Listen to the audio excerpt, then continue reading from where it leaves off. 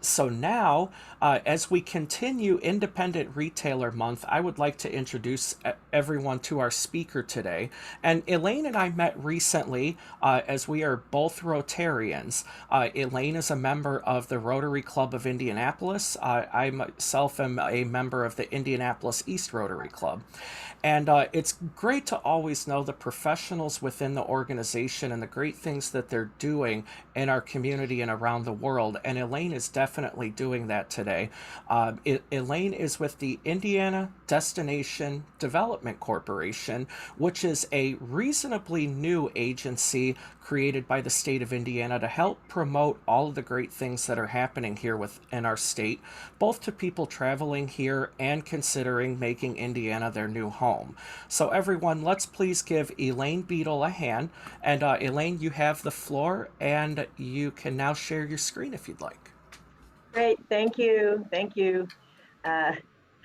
Nice to see everyone. I'm going to be talking a lot about Indiana and what we're trying to do here. And if I heard right, I think Brett, Jesse, and Jay are not in Indiana, if that's correct. And so you may not find this quite as interesting, but hopefully you will. And maybe it'll make you want to move to Indiana. That's what we'd love to have. Get you here. So I am going to share my screen. And let's see. There we go. Thank you. Okay. We're ready, I hope. So I'll keep this moving. We are the Indiana Destination Development Corporation, as Ryan mentioned. And just to give a little history, we are relatively new. In 2017, there was a task force created by the legislature to determine what to do in the area of tourism. We had an Indiana Office of Tourism Development, and what actually the task force did, and I happened to serve on that task force, was we looked at all 50 states, how tourism was organized and how it was funded. So the task force ended up recommending that we create a quasi-government entity, and I'll explain that a little bit more, for the area of tourism. And that was a bill passed in 2019 by the legislature with creating the Indiana Destination Development Corporation as a replacement for the Indiana Office of Tourism Development and as a quasi-government entity with the starting date of July 1st, 2020. The governor at the time, I had been appointed by the governor to be president of the Indiana Economic Development Corporation. In November, he asked if I would be willing to help start this new entity. And so in November 11th of 2019, I became the secretary and CEO of the Indiana Destination Development Corporation. And a few of you may remember what happened right after that. We had COVID. So interesting to try and start a business during COVID because, the whole state just sort of clamped down. It was like, don't do anything, don't spend any money, don't hire any people. So we got a lot of research done, and I'll share some of that with you as well. But we did finally get it going, but our mission had been greatly expanded from just tourism. And it's now to promote, brand, and tell Indiana's authentic story to attract and retain talent, students, business, and visitors. In other words, it got to be a much bigger mission. It's important to get people here, obviously, but we want to take it a little bit farther to entice them to want to move their business here, start a business here, come work for a business here, or just to live here in Indiana. So that's kind of where we ended up going with this. So what's a quasi-government entity and why was that so important? It's a entity that's more flexible than a full government agency. In other words, we can work with the private sector and partner with the private sector on different projects a lot easier than a full agency can. We are governed by a 7-member board, and the lieutenant governor is one of those board members, and she chairs the board, Lieutenant Governor Suzanne Crouch. We also are allowed to have a foundation, and that foundation is a non-government entity, but it is a public benefit corporation. In other words, it's organized for a public purpose, and its sole purpose is supporting the mission of the Indiana Destination Development Corporation. So we can gather contributions from businesses, individuals, foundations, associations, anybody into the foundation, but the money can only be spent on supporting the mission of the IDDC. That's why we're called a supporting organization. So we have a separate 7-member board that governs the foundation. And again, the Lieutenant Governor, Suzanne Crouch, just chair that board for us as well. So that's a little bit about how we're organized. And one of the things that we did a lot of during that first year was research. We had image studies, as indicated on the slide. We interviewed talent recruiters with corporations and national recruiters, and we had focus groups around the country just to kind of get a feel for what's happening out there. What do people think of Indiana? And the big conclusion came out is Indiana's not very well known outside of our borders. And we know that if you had no connection, in other words, you've never visited here, but you didn't go to school here, you don't have friends or relatives here, your perception is luckily not necessarily negative, it's neutral. They just don't know anything about it. And sometimes misinformation and no information is pretty prevalent. The focus group that we did in Atlanta, and when we do these focus groups, we have 4 or 5 people in a room, and then there's a facilitator asking questions. And the requirement to be part of a focus group was you had to be willing to move for a job. That was part of the criteria for being in a focus group. And the facilitator always started with talking about the Midwest in total, and then started kind of gearing down to talk more about Indiana. And so one of the questions that sticks in my mind is, if you were going to move somewhere in the Midwest, where would you go? And an individual, again, out of Atlanta said, oh, I'd probably move to Indiana. That's the closest to New York. And we're going, I don't think so. You got your geography a little confused there. Another person also is part of the Atlanta, one of the Atlantas. So we did several focus groups. So there's 4 or 5 people in each of the cities. And she was talking about weather, and she said she would not move to Indiana, way too cold. She'd rather go to Chicago. So it's like, okay, again, doesn't make sense because they just don't have any information or misinformation. Now, I don't know in that case if they mix up Indianapolis and Minneapolis, which is again much farther north, but for some reason they just don't know a lot about us. So we did focus groups in Atlanta, Chicago, and San Francisco. And one that stuck out in San Francisco, there you had to also be in the tech industry and willing to move for a job. And this one gentleman said, well, there'd be no reason to move to Indiana. There'd be nothing for him there. So I'm texting the facilitator saying, ask him if he knows that Salesforce has put their second headquarters in Indianapolis. And he didn't have any idea. And here he's in technology, but he didn't have any idea. And part of the problem is we haven't told our story. We haven't told people about these things and let them know what great assets we have here.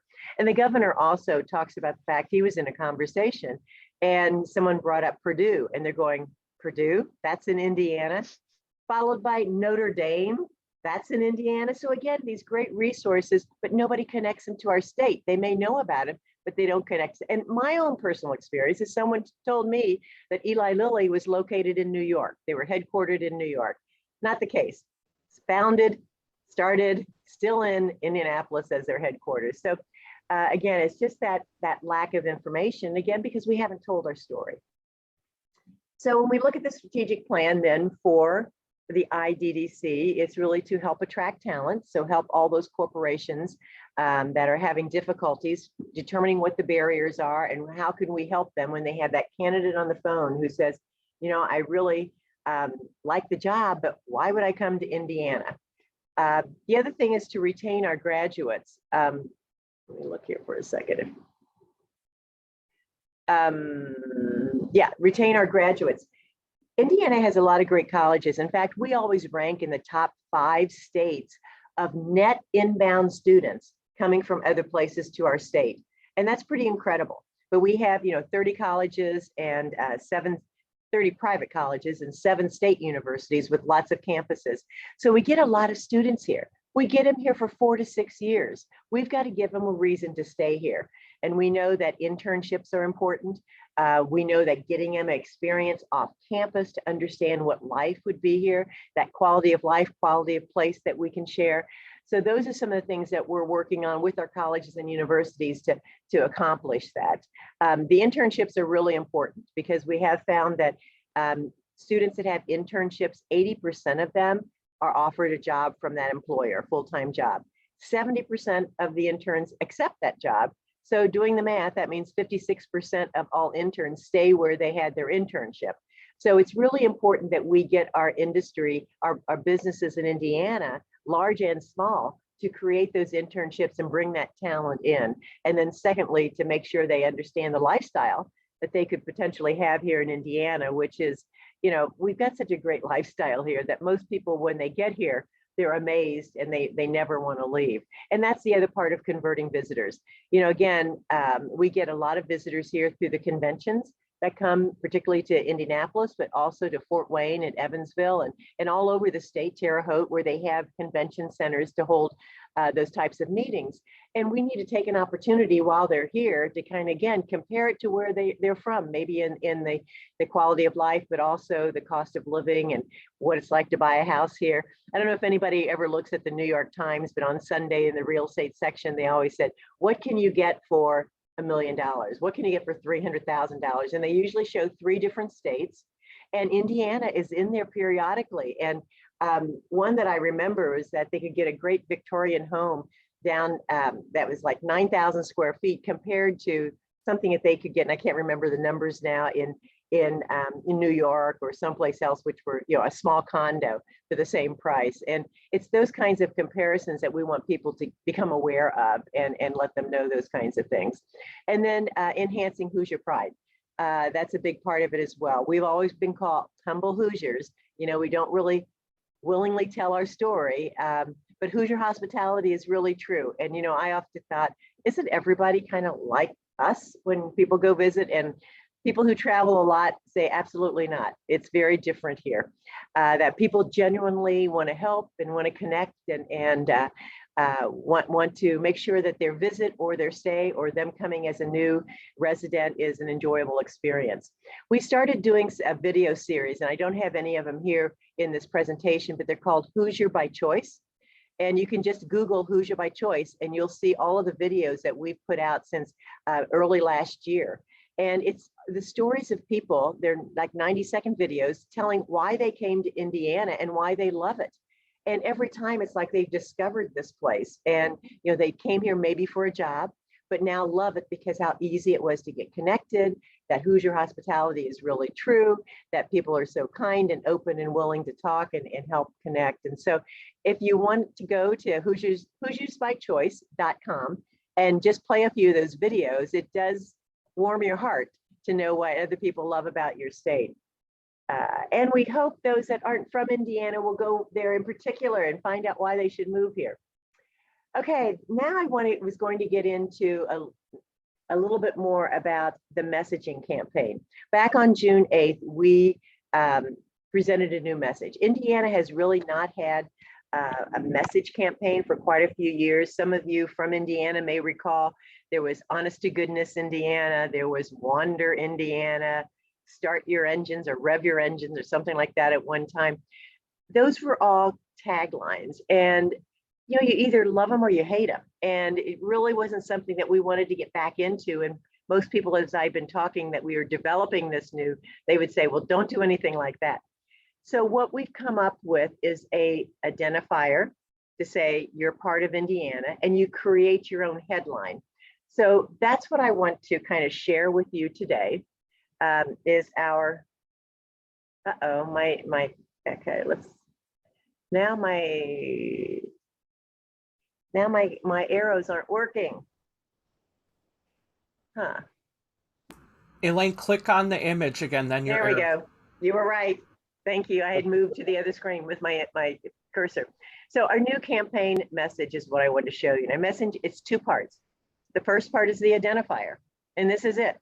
It looks simple, but Indiana is one of the states that has IN as its abbreviation. It's a word, right? In, and it can be used in so many ways. So in Indiana is the identifier. And what we want people to do is pick this up and then create their own headline. So it can be a lot of different things and it can apply in so many different ways. And that's what we loved about it. So we use it as more to discover in Indiana. So again, calling visitors to come visit Indiana. There's more to discover here. Or life is better in Indiana, talking about our quality of life. Build your future. in Indiana. Come get your education here. Come stay here. Come build your company here. Come build your career future here. So there's lots of ways that it can be used. And so on June 8th, we presented this in a press conference. And I will tell you, we have not had anybody not like it so far. Now, if you don't like it, maybe people don't tell me. I can get that too. I'm not going to tell you if I don't like it, but I'd love your thoughts and opinions, because what we want to do is to get everyone to use it. Here's a way that our Department of Natural Resources, DNR, is using it in Indiana. You know, retreat outside in Indiana, experience nature in Indiana, explore the state parks in Indiana. I mean, it can fit in so many different ways. We worked with the city of Evansville, and Evansville for 4 or 5 years has used the E is for everyone. It's sort of been their campaign. It works perfectly. E is for everyone in Indiana. And so they're using this, you know, on their website, in their advertising, and different places. So just so many different ways that it can be implemented. I'm going to show you a few more examples as well. Visit Knightstown. So you can go from a city that's fairly large, you know, Evansville, to a town, a rural community. And of course, they have the Hoosier gym there where Hoosiers was filmed. But it's easy to say, visit Knightstown in Indiana. And actually, they came out with their own little tagline, like right before we did this. And I think it's Hoosiers made here. Well, the movie was made here. Works perfectly. Hoosiers made here in Indiana. So they were excited when they saw this. And the Indiana State University, they have had a campaign for their students called Discover Your Advantage. And they immediately picked it up with Discover Your Advantage in Indiana, obviously on the mobile device, as well as their website and other places that they're marketing it. Hanover College, a small private college versus one of our state universities. Find your place in Indiana. Pursue your passion in Indiana. So again, it can fit in so many different ways. And the beauty is, if you don't like it, you change your headline. You know, it can be flexible in that way. Visit Indy, which is our largest destination marketing organization. They market really central Indiana, Indianapolis in particular. So this is an ad that's coming out in a local magazine, the Indianapolis Monthly. So it's Indy in Indiana. You know, your Love Indiana moment awaits. Summer moments await. Family fun in Indiana, where they're trying to market the Children's Museum, and adventures await in Indiana. So again, they're actively using this way. And of course, the Indianapolis Motor Speedway, which is where we did our press conference. Back home again was their motto for this year's 500. If you were around Indiana, you probably heard that several times. It works perfectly in Indiana. And unfortunately, we hadn't released this in time to get them to use it. But Doug Bowles, who kind of runs that, thought of 1,000 different ways that they could use that, and plan on doing that as well. It's already in their social media, but start your engines in Indiana. So we're looking forward to how they're going to be using it in the future. And small businesses, or any business, you know, you could just use proud business owner in Indiana. But you could also use minority-owned business, woman-owned business, veteran-owned business, and it fits nicely with that. But again, you can create your own unique one as well. And so here's just some examples pulled together. More to discover, experience nature, etc. Tell your story, find your seat at the table, stay a while, boiler up for all our Purdue graduates, visit the dunes, Dunes National Park up north, build your legacy, free to be, life is better. So there's so many different ways that it can be used. All right, ready? Can you hear it? In Indiana, big thrills are a state tradition. Here, get lost and take a hike are weekend plans. And welcome mats are a genuine invitation. In Indiana, our downtowns and our small towns have the same amount of heart, and the moments that mean the most to you just happen. Uh-oh, sorry about that. I think I moved There's over. more to discover in Indiana. Get in at visitindiana.com. So that's the video that we put together for, obviously, visitors. to come discover more. I'm sorry I probably ruined the effect for you by having so many technical difficulties, but you'll be seeing that around as well. Oh, there it's going again. In Indiana, big thrills are a state tradition. Here, get lost and take a hike are weekend plans. And welcome mats are a genuine invitation. In Indiana, our downtowns and our small towns have the same amount of heart, and the moments that mean the most to you just happen. There's more to discover in Indiana. Get in at visitindiana.com.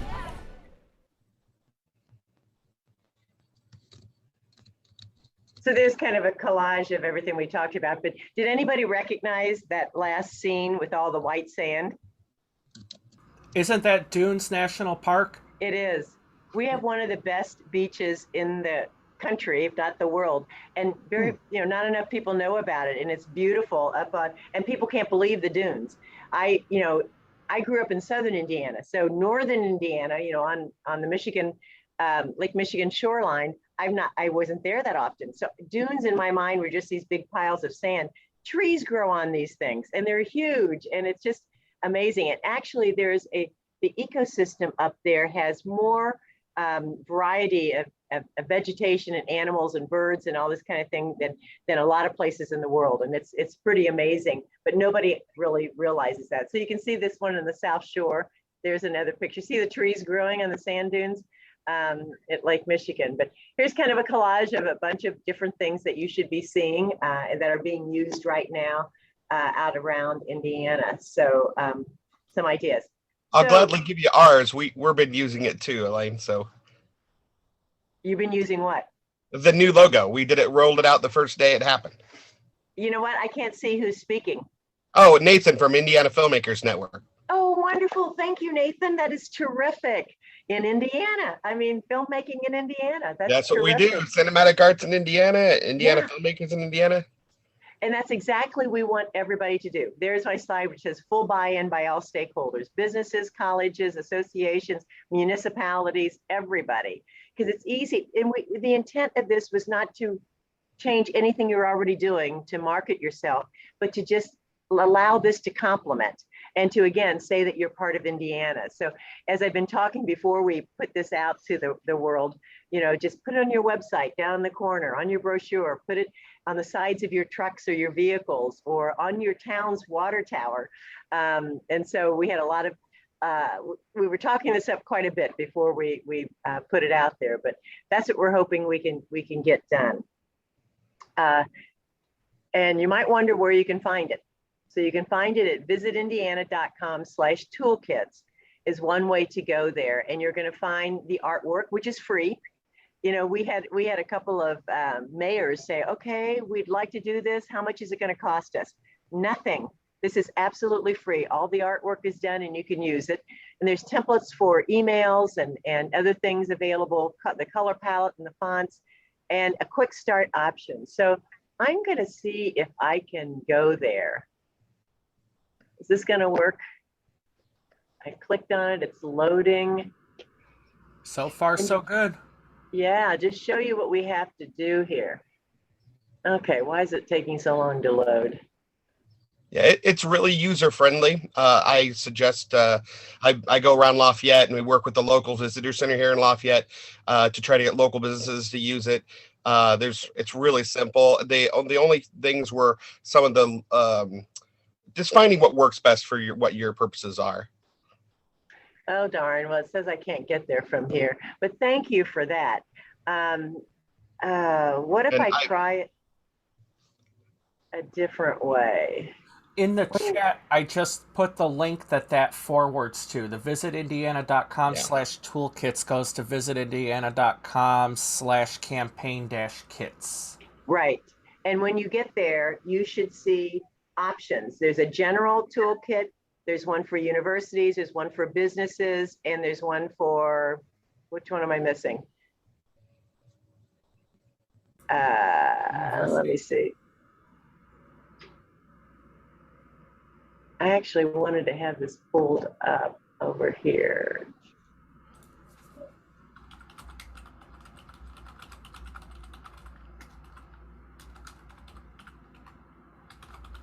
Okay, I wonder if this will work. Okay, can you see it now? Can you see Yes. my campaign kits? Okay, Yep. so when you get there, you'll find general, municipal, business, and university. And if you click on the business one, we'll see if this continues to work. All right, you come down here, it talks about how to use the guide.